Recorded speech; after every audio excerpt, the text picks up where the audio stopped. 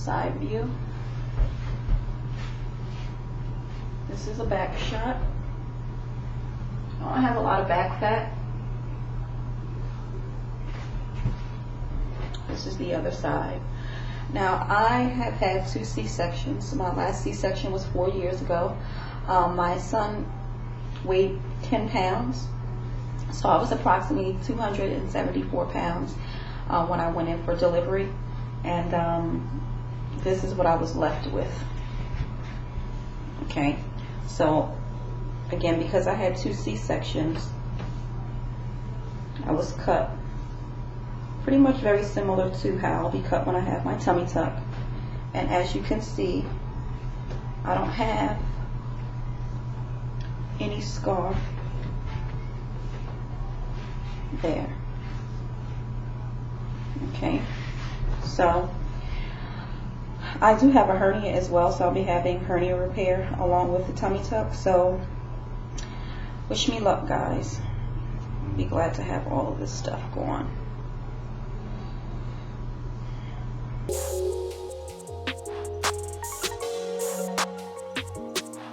Hey guys, hey, it is your girl, So Fashion Week TV, and the place to be, and I am back on here with another video. So in today's video, guys, I am going to be doing a plastics update. Yeah, hence the reason the tummy is out. So for those of you who may or may not know, my name is April. I go by So Fashion Week TV, and I've documented a multitude of journeys on this channel, one of them being my plastic surgery. So a few years ago, back in 2007, your girl had lap band surgery, and following my lap band surgery, I had plastic surgery. I had a tummy tuck, full tummy tuck with liposuction and all that jazz. I will put a link to those videos right here. But most recently, in 2016, I had my lap band revised to vertical sleeve gastrectomy. I had allowed my weight to get out of control, and I ballooned back up to about 215 pounds. And since that time, guys, I've lost some weight following my weight loss surgery, and I am now sitting at 130 pounds. And yeah, I wanted to come on here and give you guys an update and kind of talk to you about some of the things that I've been doing to kind of maintain the results since I've gotten my new lease on life, and I'm down to a comfortable weight, really what is probably my all-time lowest adult weight right now. So one of the things that I'm not doing right now is working out. So, you know, right now, you know, we're in a pandemic and a lot of the gyms are closed. But even before that, guys, I've told you that I've not, you know, had any type of fitness regimen. I've been solely doing this with diet alone. And so, yeah, it's taken a lot of discipline. And here, most recently, I would say within the last year, I've adopted a more plant-based lifestyle. So really focusing on, you know, the what I eat is really been helping me to, you know, maintain these results. The other thing is that I've not had any children. So I have two sons, but I had those children before I had plastic surgery. So if you are someone who is looking to have any type of plastic surgery, it's most often recommended that you wait until you're done having children before you take that plunge and invest thousands of dollars into a physique that you will probably lose if you have a child, especially if you're going to have a C-section. One of the reasons why I needed to have plastic surgery is because I had 2 C-sections and I gained a lot of weight with pregnancy. And so when you're having you know, your muscles and things cut, all that stuff gets destroyed down there. And so what I ended up with is what you would call like that kangaroo pouch. And the only way that I can get rid of that, you know, diet and exercise was just not cutting it for me. And I really needed the help in getting rid of it, which is why I ended up having, you know, plastic surgery. So if you're someone who is looking to have plastic surgery, you know, you might want to be done with having children. So a lot of girls, you know, they're having BBLs and 360 lipo. They're not going in and having tummy tucks done because, you know, they may want to have children down the road where they may need to actually have a tummy tuck later on. So if you are someone who is, you know, looking to improve upon your appearance, but you don't want to have tummy tuck, you can do your 360 lipo. That might be what you might want to do instead of, you know, getting a tummy tuck. So if you're wondering if your tummy tuck results, how long they will last as long as you want them to last.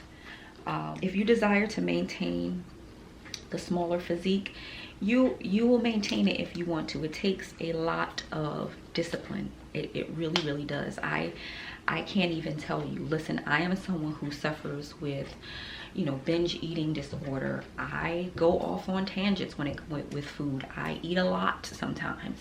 I'm not perfect, but the one thing that I do realize is that it's a lot of what's inside your head that you have to work on. So, you know, doing these videos and getting in front of the camera, it helps me. It helps me because this is when I really know that it ain't that bad, you know. So this is what my stomach looks like after 10 years. And so I'm talking about, I don't work out, guys. I don't work out at all. I'm not doing any working out. I'm not holding it in. You know, I can bend over. Now my back, you know, sometimes I feel like my bras are digging into me. And so, you know, I don't know. Do I look like I'm getting back fat back there? Now, if I wanted to work on or improve anything as far as my tummy tuck is concerned, it is my dog ears. So I did, during my healing process, I did develop dog ears 10 years ago. And so if there was anything that I would like to improve upon as far as my results are concerned, it would be the dog ears. It would mean going under the knife, unfortunately. There's no way to get rid of that. So as far as like my scarring goes, yes, I did end up with a scar. So that is, if that's a deal breaker for you, you're probably not going to want to have tummy tuck procedure done, because I do have a scar and I'll show you guys that. So there is some scarring, so just know that if you are thinking of having a tummy tuck procedure, you will have a scar, okay? And you do run the risk of getting like dog ears. So this is what my dog ears look like right now. And if I were to do any type of revision procedures, it would be to bring correction to those dog ears. I had, it's not a 360, but it is what's considered an extended tummy tuck. So my scar goes around to the back, but it's not a full 360. So I had an extended tummy tuck. I had this tummy tuck back in 2009, so I paid $7,000 for the extended tummy tuck. That was what they were going for back then. If I was going to do hip bone to hip bone tummy tuck, that would have cost me $5,000. And my plastic surgeon did throw in liposuction as well. So I had lipo to my entire back, and he also did some lipo of my arms, which was great. You know, that really did help to slim my arms out a bit. I do have some loose skin, but I'm okay with that. I'm good with that. You know, and even after, like I said, after I had my tummy tuck in 2009, in 2011, I did end up gaining weight back. So we're talking someone who's had plastic surgery, gained a significant amount of weight, lost a significant amount of weight. So this is what I'm looking like even after the fact, you know, having lost a significant amount of weight following weight gain. So I don't think that I'm looking too bad. You know, you can let me know in the comments if you think your girl's looking bad, but I think that, you know, I dodged a bullet with that, because, you know, some people who's gained weight and then lost it, their results don't look like this. So one of the things that I would say, aside from anything else that you would see out here documented on the internet, is get up and get ready. You know, put yourself together, show off your results, show it off, you know, be a show off. It's not about being conceited, although you got a reason, you know, because I think, me personally, getting up and getting ready and getting dressed and showing yourself off every day and looking good and getting compliments, that keeps you motivated to stay on the path. You know what I'm saying? Like, if you're getting compliments every day, like, girl, you look good.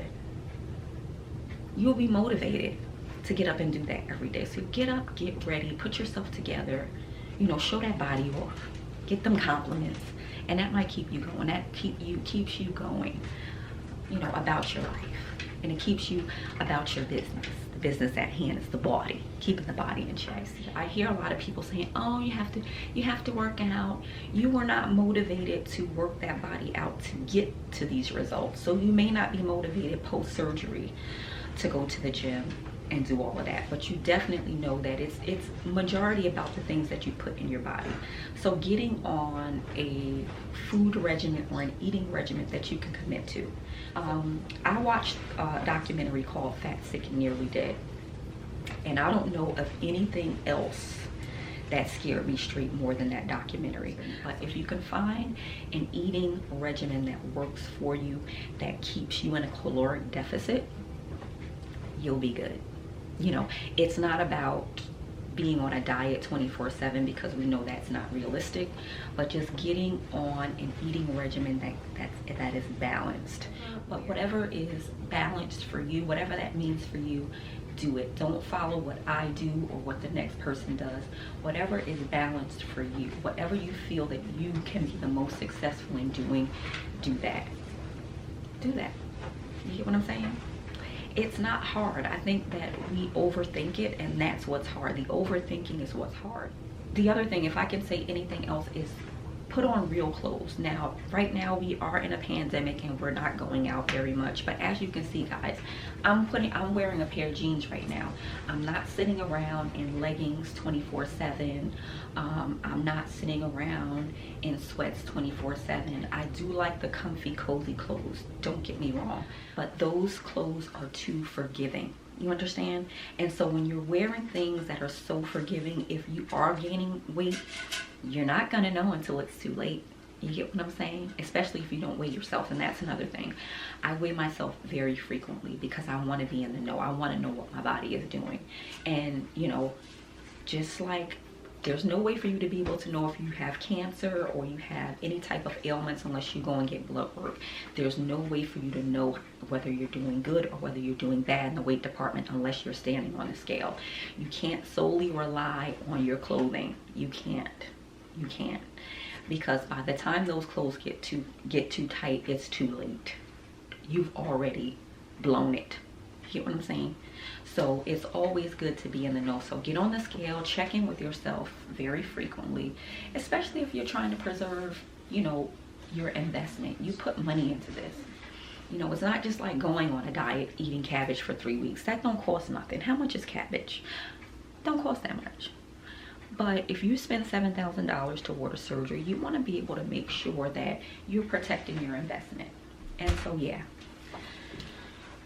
make sure you're doing that. So I hope that you guys have found this video helpful to come on here and do this update, because yeah, it's important for people to know if they can maintain their results. And the answer is yes, you can.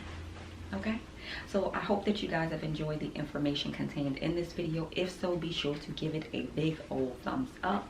Okay, subscribe to the channel. You know why? It's free. It don't cost a thing. And if you want to come back and see me, the only way to do that is to subscribe and click the notifications bell so that you will never, ever, ever miss an upload from your girl. Okay, so I love you guys, and I will see you in the next video. Bye, guys.